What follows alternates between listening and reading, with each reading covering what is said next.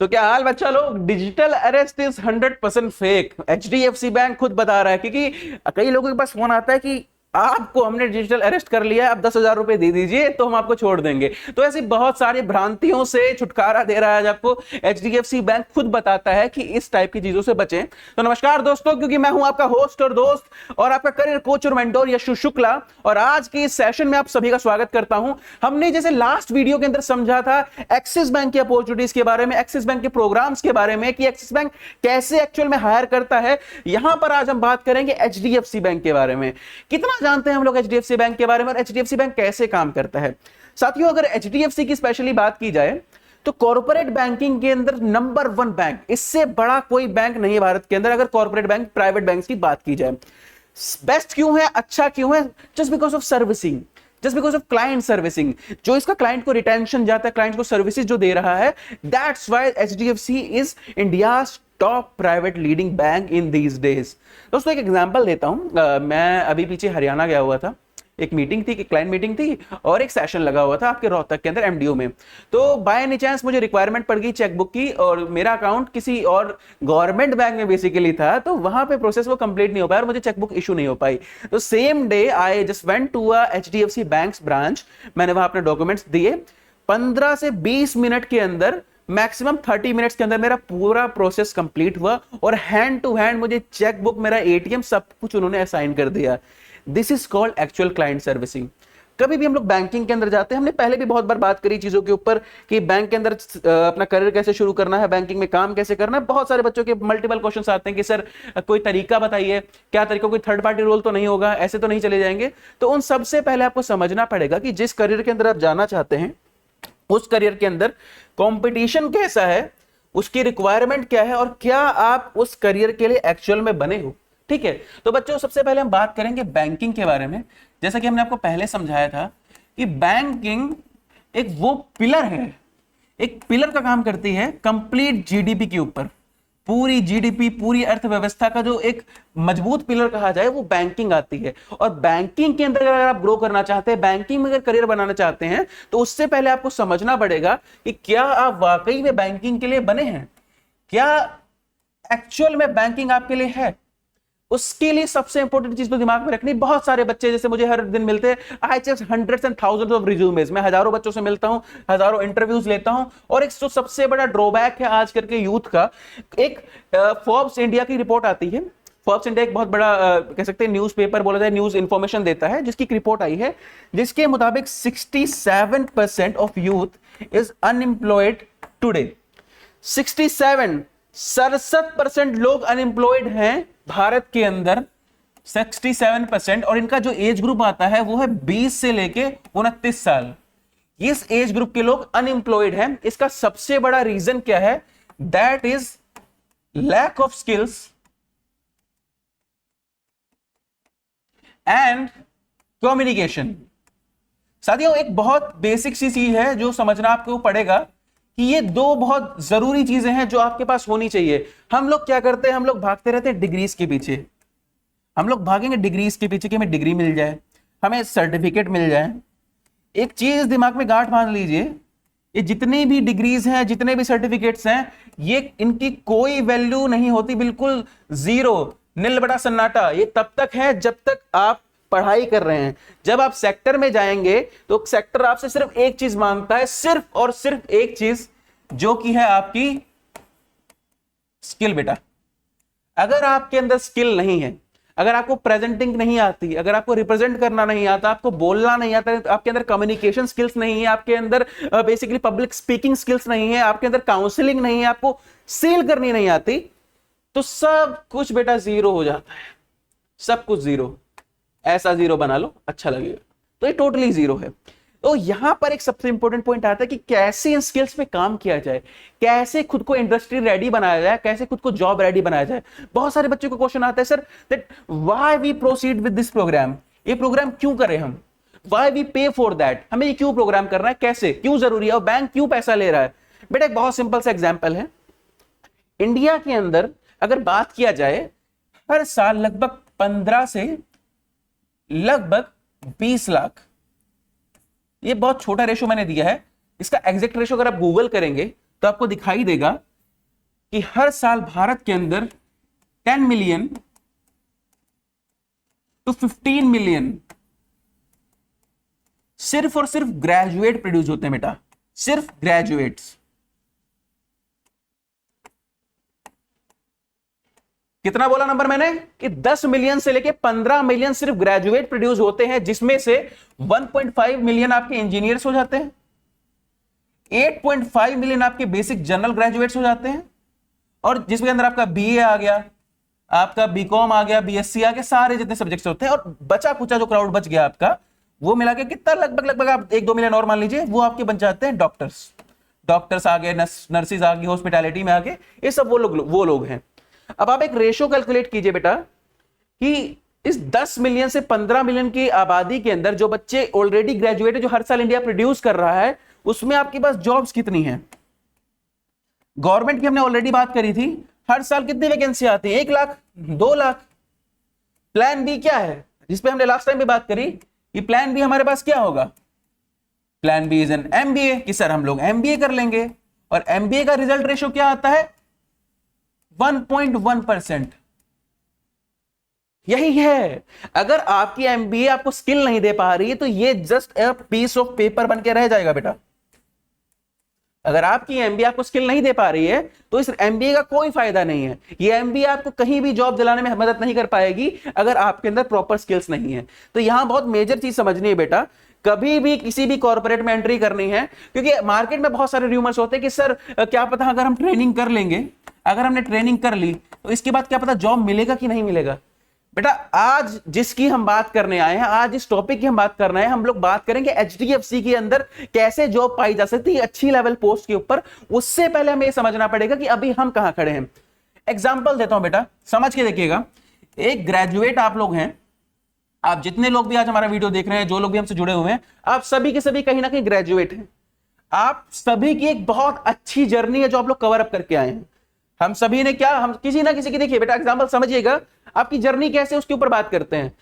हर बच्चे की कहीं ना कहीं एक 15 से 17 साल की जर्नी है, समझना बेटा। 15 से 17 साल की आप सभी की इसके अंदर एक जर्नी है, और वो जर्नी क्या है उसको बहुत ध्यान से समझिएगा। हमने 10th क्लास करी, कितने साल हो गए पढ़ाई करते हुए? 10 साल। कैलकुलेट कीजिएगा, अपना पेन कॉपी निकाल के बैठिएगा, ठीक है। फिर 12th करी, कितने साल और जोड़ दूं? 2 साल। कितना हो गया? 10 और 2 12। अब एक काम करते हैं, हमने क्या किया, फिर ग्रेजुएशन परस्यू किया। कितने साल की? हमने क्या किया, ग्रेजुएशन हो गई, जो कि आपकी 4 साल की हो चुकी है। पहले 3 साल की थी, जब भैया मैंने किया तो 3 साल की थी। तो जोड़ो कितना हो गया? 10 2 3, मिलाओ कितना हुआ? 15, ठीक है। तो 15 साल आपने अपनी पढ़ाई को यहां दिए, 15 साल आपने किसको दिए? अपनी पढ़ाई को दिए, जिसके बाद आपको किसकी डिग्री मिल गई? आपको ग्रेजुएशन की डिग्री मिल गई। आप सभी के सभी ग्रेजुएट हो गए। अब यहां पर कुछ हमारे और समझदार बच्चे थे जिन्होंने क्या किया? पीजी किया, पोस्ट ग्रेजुएशन किया। After pursuing this post graduation you have a master degree my friend, but here you spend 2 more years of your career. आपने 17 साल पढ़ाई करी। अब अगेन मेरा क्वेश्चन ये आता है बेटा, जब आपने 15 साल की एक जर्नी कवर करी, एक 17 साल की जर्नी आपने कवर करी, still you are what you are actually. बच्चे क्या है आप लोग? ये 15 से 17 साल की जर्नी कवर करने के बाद आप लोग क्या हैं? तो आप लोग हैं बेटा यहां पे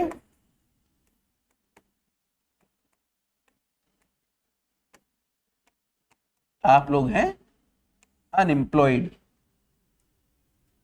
क्यों है? क्योंकि इस पूरी जर्नी के अंदर आपने सिर्फ और सिर्फ थ्योरेटिकल पढ़ाई करी, आपने कोई स्किल एनहांस नहीं किया,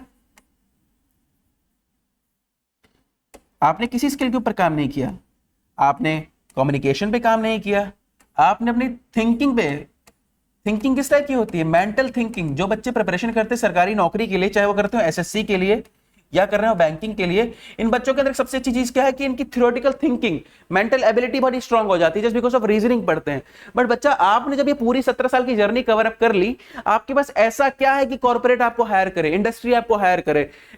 मैं बेटा बार बार ये क्वेश्चन पूछता हूं, अगर ये सरकारी नौकरी नहीं, अगर सरकारी नौकरी नहीं है तो दोबारा क्या करोगे?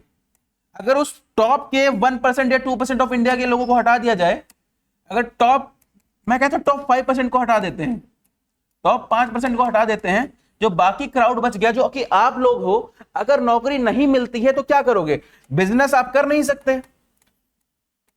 जो लोग भी मध्यम वर्ग के परिवारों से हैं, बिजनेस आपके लिए नहीं बना, नहीं कर पाएंगे। क्यों? क्योंकि बिजनेस में चाहिए होती सबसे बड़ी चीज जो कि इन्वेस्टमेंट, दूसरा एक प्रॉपर स्ट्रेटेजी।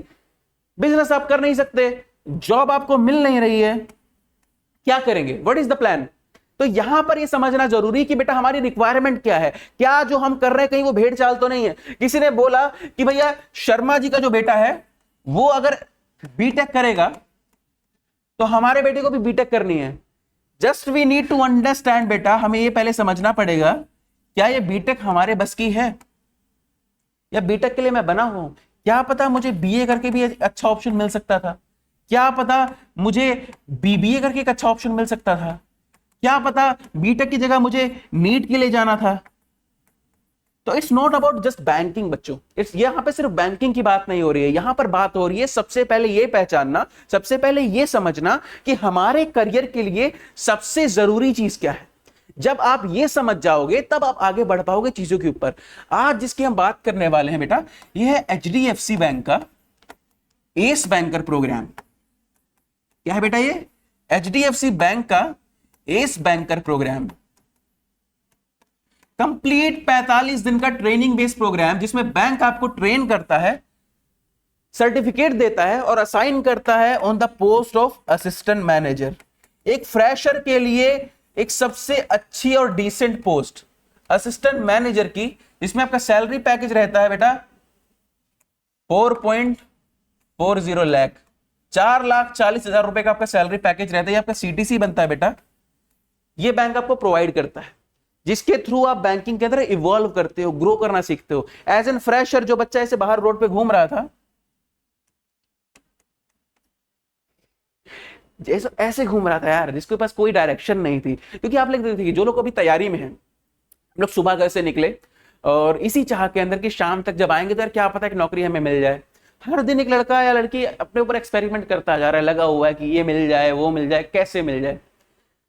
जब तक एक सही रोड मैप पता नहीं होगा, जब तक यही नहीं पता होगा कि हमारी एक्चुअल रिक्वायरमेंट क्या है, हमें करना क्या है, क्योंकि अगर सब वही कर रहे हैं तो जरूरी नहीं कि सब सही कर रहे हैं। क्या पता आप जो करने वाले हो, क्या पता आप जो लिखने वाले हो वो चीज अलग हो सकती है। जरूरी नहीं है कि जो भेड़ चाल चल रही है वो बिल्कुल सही रास्ते पे लेके जाएगी आपको। क्या पता आपने जो रिज्यूमे बनाया हो वो अलग साबित हो जाए। क्या पता जो 3,000 5,000 लोग अप्लाई कर रहे हैं सिर्फ आपका रिज्यूमे शॉर्टलिस्ट हो। क्या पता सिर्फ आपको ही नौकरी मिले। ये कब होता है? ये तब होता है जब आप एक्सपेरिमेंट करते हैं, आप खुद को समझते हैं, आप समझते हैं कि लोग क्या कर रहे हैं और आप क्या कर रहे हैं, आप बने किस चीज के लिए हैं। जब तक यही एक्सपेरिमेंट नहीं कर पाएंगे तब तक कैसे जान पाएंगे कि कैसे ग्रो करना है और कैसे इवॉल्व करना है। बेटा 50 लाख, 60 लाख, 70 लाख, ये देखा जाए मोटा मोटा 80 लाख बच्चा हर साल पेपर देता है, एक नॉर्मल सरकारी पेपर। उसमें से आप कितना स्पेशल हो जाएंगे कि आपको नौकरी मिल जाएगी। For that you need to work. आप एक चीज कैलकुलेट कीजिए, बहुत से बच्चों के दिमाग में एक चीज आती है कि भाई हमारे पेरेंट्स कहते हैं, पेरेंट्स हमारे प्रेशराइज करते हैं, हमारे पेरेंट्स हमें प्रेशराइज करते हैं कि बेटा तुम्हें नौकरी नहीं मिल रही है, लोग बोलना शुरू कर देते हैं। ट्राई टू अंडरस्टैंड बेटा कि पेरेंट्स दुश्मन नहीं है, उन्होंने तो अपनी लाइफ ऑलरेडी जी ली है। आप नहीं कमाएंगे, कल को आपको खाली बैठना पड़ सकता है, उनका खर्चा निकल चुका है। आज आप नहीं कमा रहे हैं, आप कुछ नहीं कर रहे हैं, तब भी वो लोग अच्छा कर रहे हैं। कल को आप कुछ कमाएंगे तब भी वो और अच्छा करेंगे। बट आपको समझना है कि खुद को आइडेंटिफाई कैसे करना है, खुद को जस्टिफाई कैसे करना है।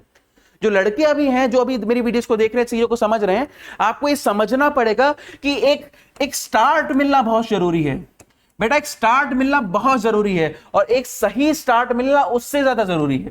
अगर स्टार्ट नहीं मिलेगा तो घूमते रह जाओगे बेटा। जैसे आधा तुमने देखा होगा, कुछ सोसाइटी के अंदर ना ऐसे भैया होते हैं, कुछ ना ऐसे भैया होते हैं जो अपनी कहानी सुनाते कि यार हमको मौका नहीं मिला था, नहीं तो हम भी कर लेते, उनके लड़के ने वहां घूस दी थी तो हो गया। वो सबसे निकम्मे, सबसे नकारा लोग होते हैं जिन्होंने अपने जीवन में कोई मेहनत नहीं करी। ये झूठी कहानी सुनाने वाले लोग होते हैं जो कहते हैं कि हमको मौका नहीं मिला, कि हमको मौका नहीं मिला, हमको दिया होता तो हम कर लेते। अरे कैसे कर लेते? सबके पास उतना ही टाइम होता है जितना आपके पास है। एक चीज दिमाग में बिठा लो, आप लोग कोई अलग से स्पेशल पैदा नहीं हुए हो, आप लोग कुछ अलग करने के लिए नहीं आए हो। आपको बस समझना है कि आपकी जरूरत क्या है। जब तक ये चीज समझ नहीं आएगी कुछ भी पॉसिबल नहीं है, क्योंकि जब तक ये फील ही नहीं होगा कि हमारी जरूरत है। हम लोग क्या कर रहे हैं, हम लोग सुबह निकल रहे हैं, झोला टांगे गए, कोचिंग पढ़ के आए, घर आके बैठ गए, वही रूटीन चला रहे हैं और सोच रहे हैं कोई मिरेकल होगा और नौकरी मिल जाएगी आके। ऐसे नहीं मिलती है। आपको समझना पड़ेगा, आपको समझाना पड़ेगा, खुद को खुद के साथ डेली एक्सपेरिमेंट करने पड़ेंगे कि कैसे होता है, तब जाके आपको पता चलेगा कि कैसे होता है। हर दिन एक एक्सपेरिमेंट है, हर दिन खुद को टेस्ट करो। कभी कोशिश किया है, एक बार खड़े हुए शीशे के सामने और 5 मिनट लगातार अपने बारे में बोल के दिखाइए। सबने 12वीं फेल देखी है, 12th फेल सबने देखी है। 12th फेल के अंदर जब मनोज से कहा गया कि भैया काम करो, मनोज बोले कि सर मेरा लास्ट अटेम्प्ट है और इस बार अगर मेरा नहीं निकला तो कभी नहीं निकल पाएगा। तो उससे जो भैया थे वो क्या बोले थे, उसे यही तो बोले थे, काम करो ये लो पेपर और इसके ऊपर अपने बारे में कम से कम 200 शब्द लिख दो।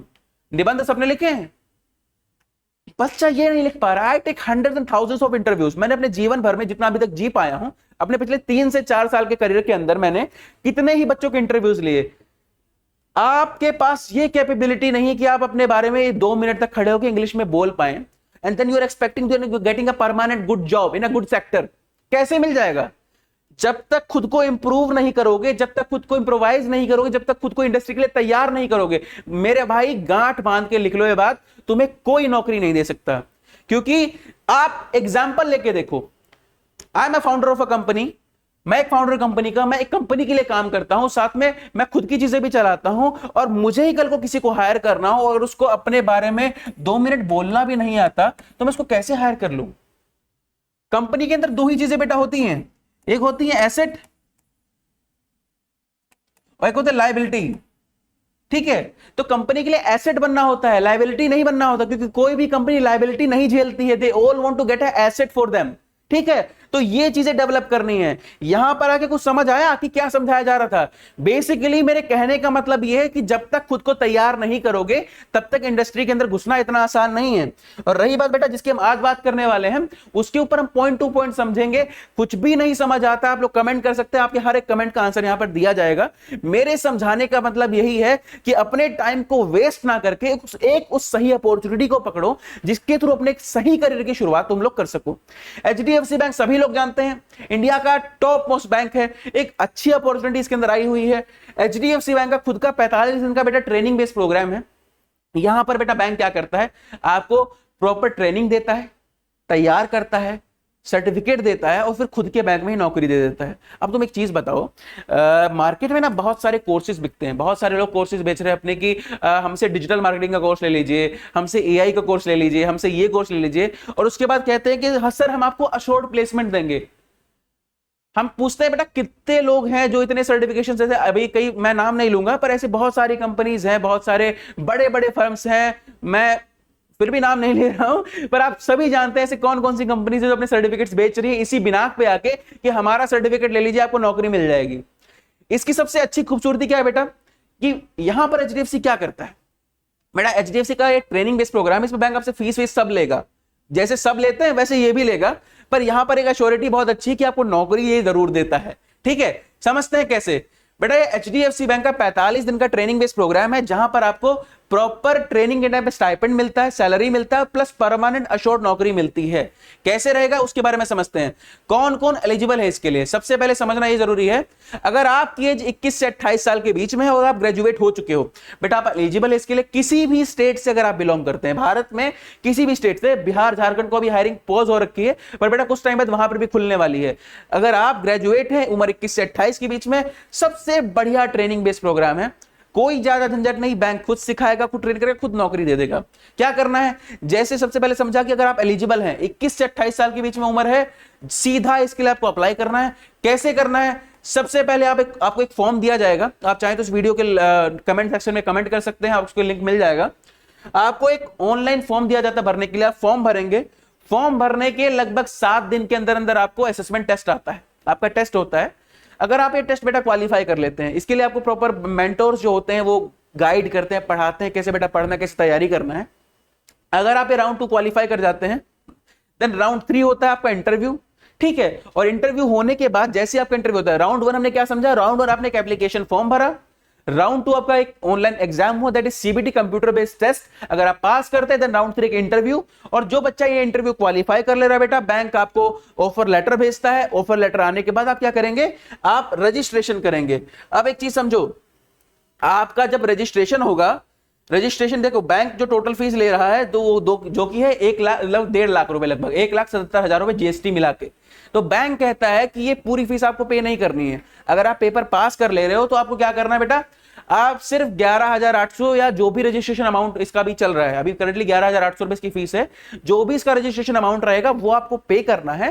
एंड आफ्टर दैट आप ट्रेनिंग करने चले जाते हो। बाकी जो ये पूरा अमाउंट आपका बचता है, इसके लिए बैंक आपको लोन प्रोवाइड कर देता है आपकी सैलरी के ऊपर, जिसकी ईएमआई आप अपनी सैलरी में से धीरे धीरे पे करते हो। यहां पर आपको एनबीएफसी से या एचडीएफसी बैंक अगर आपको देता है, जिस किसी भी बैंक से आपको लोन मिलता है उसका लोन आपको मिल जाएगा, जिसकी ईएमआई आप अपनी सैलरी में से धीरे धीरे पे करते रहते हो। लगभग मोटा मोटा समझा जाए बेटा 26,700 रुपए लगभग, 26,000 समथिंग आपकी इसमें तनख्वाह बनती है, जो आपको अपने अकाउंट में मिलना शुरू हो जाती है। तो एक चीज समझा जाए, ठीक है, जैसे बहुत सारे बच्चे हैं, चाहे आप निकिता मंकार को देख रहे हो, शुभम जादव है, ऐसे कई बच्चे हैं जिन्होंने इसके लिए प्रोसीड किया already and now they are working in a good sector bank. ठीक है, क्या किया, फॉर्म भरा, फॉर्म भरने के बाद क्या हमने एग्जाम दिया, पे किया, इनरोल करके और ट्रेनिंग करके वापस आ गए। जो लोग यूपी से हैं, जो लोग उत्तराखंड से हैं, आपको बेटा चीज बता दूं, इसकी ट्रेनिंग आपकी नोएडा में होगी। 45 दिन की ट्रेनिंग रहती है, रहना खाना सब कुछ आपको वहीं मिलता है। ट्रेनिंग कंप्लीट करके आपसे लोकेशन पूछी जाएगी, जहां भी अवेलेबिलिटी होगी आपको लोकेशन असाइन कर देंगे और यहां से आपकी रेगुलर जॉब शुरू हो जाती है। अगर समझा जाए तो ये एक ऐसी इन्वेस्टमेंट है जिसका आपको आउटकम दिखाई दे रहा है बेटा, जिसका आउटकम आपको दिखाई दे रहा है, आपको पता चल रहा है कि आपने क्या कमाया, कैसे कमाया। एक चीज और बेटा बड़ी अच्छी है, ये ट्रेनिंग कंप्लीट करने के बाद, बिकॉज इसका जो सर्टिफिकेट आपको मिलता है टोटली आईएफबीआई अप्रूव्ड है, तो उसके बिहाफ पर अगर आप कभी फ्यूचर में जॉब चेंज भी करते हैं या आपको कहीं अच्छी अपॉर्चुनिटी मिलती है, जैसे कई बार बैंक्स के अंदर क्या रहता है, गवर्नमेंट बैंक जो बेटा होते हैं, एसबीआई हो गया, आपके बड़े बैंक हो गए, वहां पर ना एक्सपीरियंस बेस्ड हायरिंग भी आती है कि एक्सपीरियंस के बिहाफ पर आपको हायरिंग मिलती है। स्केल 4 गया, स्केल ऑफिसर्स के लिए आ गया, तो इस टाइप की जब हायरिंग होती है तो इसके लिए भी आप अप्लाई कर सकते हैं। उसका बड़ा सिंपल फॉर्मेट है, जो आपको सर्टिफिकेट यहां दिया गया है इसकी वहां भी वैलिडिटी रहने वाली है।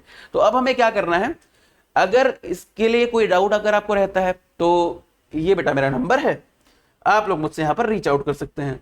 आपके क्वेश्चंस का आंसर मैं आपको वहां दे दूंगा, दैट इज माई नंबर। और एक चीज बड़ा सिंपल समझनी है, ये एक वो अपॉर्चुनिटी है जहां पर आप अपने करियर को एक अच्छी स्टार्ट दे पाओगे, क्योंकि सारी चीजें यहां टू एंड अगर बोला जाए क्लियर है।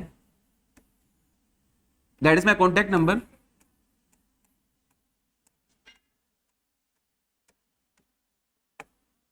आप लोग चाहें इसका स्क्रीनशॉट ले सकते हैं। आप लोग मुझसे लिंक्डइन या इंस्टाग्राम पे भी कनेक्ट कर सकते हैं इसके लिए, और आपको इसके बारे में चीजें बताई जाएंगी। तो प्रोबेबली आज के सेशन के अंदर इतना ही। एचडीएफसी बैंक की हायरिंग को लेके, एचडीएफसी बैंक के हायरिंग प्रोसेस को लेके अगर किसी बच्चे को फिर भी कोई डाउट रह जाता है तो आप लोगों से डायरेक्टली लिंक्डइन के ऊपर या इंस्टाग्राम पे कनेक्ट कर सकते हैं, आपको इसके आंसर दिए जाएंगे। ठीक है, thank you for all, thank you बच्चों। और फिर से हम जुड़ेंगे, हम लोग कल समझेंगे कोटक बैंक के प्रोग्राम के बारे में कि कोटक बैंक अभी जो हायरिंग कर रहा है मध्य प्रदेश के रीजन में, महाराष्ट्र के रीजन में, उसका हायरिंग प्रोसेस क्या है, कैसे उसके लिए आप जो भी बच्चे वहां से हमसे जुड़े हुए हैं वहां के लिए कैसे आप लोग अप्लाई कर सकते हैं। Thank you for all.